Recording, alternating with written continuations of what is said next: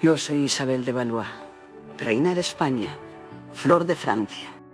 Nací princesa de Francia, hija del rey Enrique II y de la temida Catalina de Medici.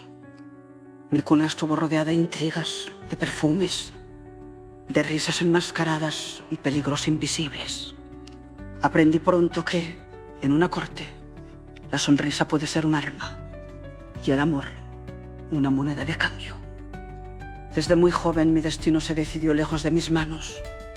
Primero prometieron al príncipe Don Carlos, heredero de España. Era un proyecto de alianza, una esperanza de paz entre dos reinos enemigos. Pero la política tiene sus giros crueles, y cuando llegó la hora, no fue el hijo, sino el padre, Felipe II, quien se convirtió en mi esposo. Yo tenía apenas 14 años, él 32. Mi matrimonio fue un tratado antes que un vínculo de corazones. Partí de Francia con lágrimas y llegué a España con miedo. Aquel país severo, silencioso y majestuoso era tan distinto al mío. El aire olía a incienso, las mujeres vestían de negro, las palabras se medían con cuidado. En la corte, cada gesto era observado, cada sonrisa juzgada. Pero yo decidí no dejar que la nostalgia venciera. Quise aprender su idioma, su religión, su alma. Quise ser su reina. Y contra todo pronóstico, Felipe me miró con ternura. Al principio me vio como una niña, luego como algo más.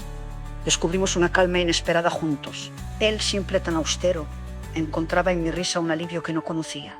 Yo, que había temido ser una prisionera de su silencio, hallé en su mirada un refugio discreto. No fue una pasión ardiente, sino un afecto profundo, hecho de respeto, de complicidad, de miradas compartidas en medio del protocolo. Aún así, mi vida no estuvo libre de sombras. Don Carlos, el príncipe del que había estado destinada antes, me miraba con una mezcla de tristeza y deseo. Su mente atormentada y su destino trágico eran secretos que pesaban sobre todos. Se decía que amaba, otros que yo lo compadecía. Nunca sabré qué parte de mí le perteneció. Solo sé que su desgracia le dolió como una herida ajena y propia. Intenté cumplir con mi deber de reina, suavizar a mi esposo, interceder por los pobres, proteger a los que sufrían bajo la rigidez del poder. Felipe, aunque inflexible en su fe, escuchaba mis ruegos. A veces decía que yo era su paz, su equilibrio. Esas palabras bastaban para hacerme olvidar la soledad. Cuando quedé encinta sentí que mi vida cobraba sentido. El reino esperaba un heredero y yo deseaba un hijo que uniera nuestra sangre enemigas, Francia y España. Pero la dicha se tornó tragedia. Perdí un primer embarazo, luego otro.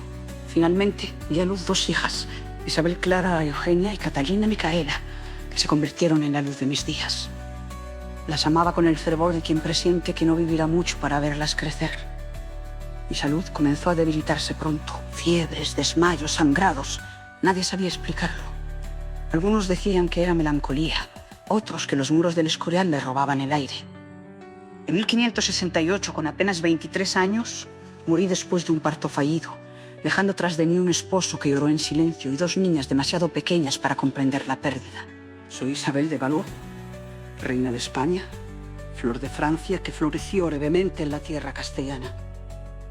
Fui enviada para sellar la paz y encontré algo más valioso, la ternura en el corazón del rey más severo de Europa. No fui poderosa, ni guerrera, ni santa, pero amé con dulzura. Supe perdonar y sonreí en un mundo que no comprendía la risa.